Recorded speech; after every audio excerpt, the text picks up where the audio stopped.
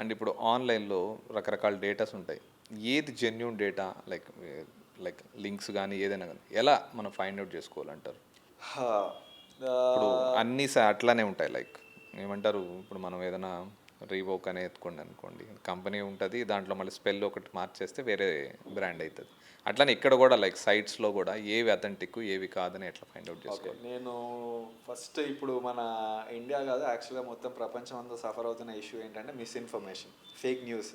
So నేను okay. దాన్ని ఉద్దేశించి మీకు ఒకటి చెప్తాను.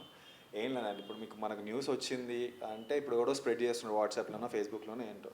ఫస్ట్ థింగ్ మనం అది ఏ సోర్స్ నుండి వచ్చింది చూడాలి. ఓకే.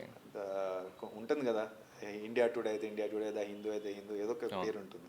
అది జెన్యునా కాదా మనకు తెలిసిపోతుంది. అవును. సెకండ్ థింగ్, న్యూస్ తర్వాత కింద వాడు కంపల్సరీ, అంటే అది మస్ట్ అని కాదు, but any genuine publisher will give us the details. అవును. ఆథర్ ఎవరు, రాసింది ఎవరు, అవును. ఎప్పుడు ఏ డేట్ అని చెప్పేసి. అదొకటి.